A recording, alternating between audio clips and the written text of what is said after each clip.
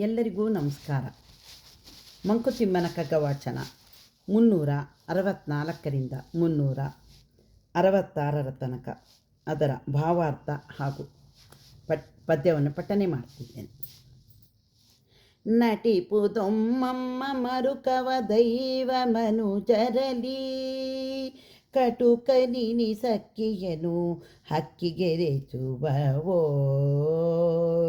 ತುಟಿ ಸುಟ್ಟು ರಸನೆಗೆಟು ಕದಕೀರು ದೈವ ಕೃಪೆ ತಟವಟವು ಸೃಷ್ಟಿದಯೇ ಮಂಕುತಿಮ್ಮ ತಟವಟವು ಸೃಷ್ಟಿದಯೇ ಮಂಕುತಿಮ್ಮ ತಟವಟವು ಸೃಷ್ಟಿದಯೇ ಮಂಕುತಿಮ್ಮ.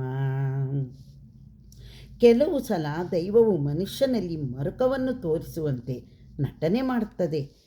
ಈ ನಟನೆ ಹಕ್ಕಿಯನ್ನು ಹಿಡಿದು ಕೊಲ್ಲುವುದಕ್ಕೋಸ್ಕರ ಕಟುಕನು ಆ ಹಕ್ಕಿಗಳಿಗೆ ಅಕ್ಕಿಯನ್ನು ಎರಚುವಂತಿರುತ್ತದೆ. ಬಿಸಿ ಬಿಸಿಯಾಗಿ ಸಿಹಿಯಾಗಿರುವ ಹಾಲು ಕೀರನ್ನು ಕುಡಿಯುವುದಕ್ಕೆ ಹೋಗಿ ತುಟಿ ಸುಟ್ಟುಕೊಂಡು ಅದರ ರುಚಿ ನಾಲಿಗೆಗೆ ಸಿಗದಂತೆ ಮಾಡುವುದು ಈ ದೈವಕೃಪೆ ಎನ್ನುವುದು. ಈ ಸೃಷ್ಟಿಯ ದಯೆಯೆಲ್ಲವೂ ಮೋಸವೇ ಸರಿ ಅಲ್ಲವೇ?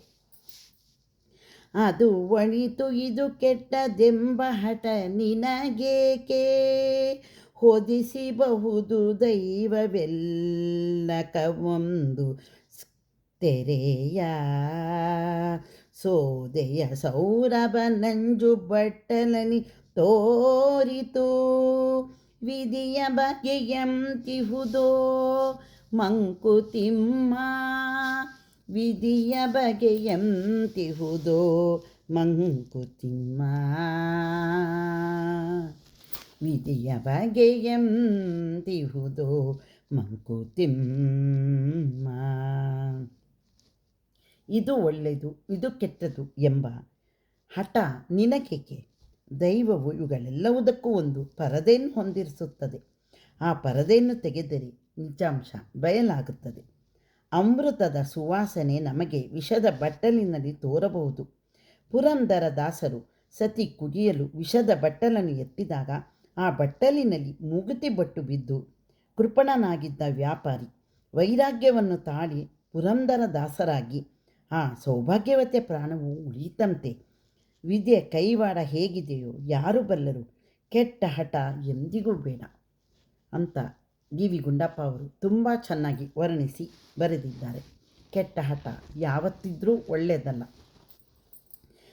ಗ್ರಹಗತಿಯ ತಿದ್ದುವನೇ ಜೋಯಿಸನು ಚಾತಕದಿ ವಿಹಿತವಾಗಿ ಹುದದರ ಗತಿ ಸೃಷ್ಟಿ ವಿಧಿಯಂ ಸಹಿಸಿದಲ್ಲದೆ ಮುಗಿಯಧಾವ ದಶೆ ಬಂಧೊಡಂ ಸಹನೆ ವಜ್ರದ ಕವಚ ಮಂಕುತಿಮ್ಮ ಸಹನೆ ವಜ್ರದ ಕವಚ ಮಂಕುತಿಮ್ಮ ಸಹನೆ ವಜ್ರದ ಕವಚ ಮಂಕುತಿಮ್ಮ.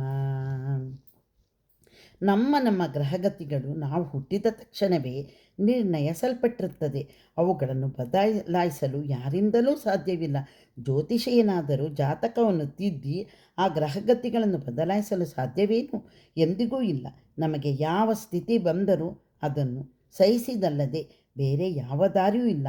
ಅದನ್ನು ಸಹಿಸಿ ಆ ಸ್ಥಿತಿಯನ್ನು ಮುಗಿಸಬೇಕು ಅಷ್ಟೇ. ಇದನ್ನು ಮಾಡುವುದಕ್ಕೆ ನಮಗೆ ಸಹಾಯಕವಾದದ್ದು ಸಹನೆ ಎಂಬ ವಜ್ರದ ಕವಚ. ನಮಗೆ ಏನೇ ಕಷ್ಟ ಬಂದರೂ ಮೊದಲೇ ಬ್ರಹ್ಮ ನಮ್ಮ ಹಣೆಯಲ್ಲಿ ಬರೆದು ಬಿಟ್ಟಿರ್ತಾನೆ.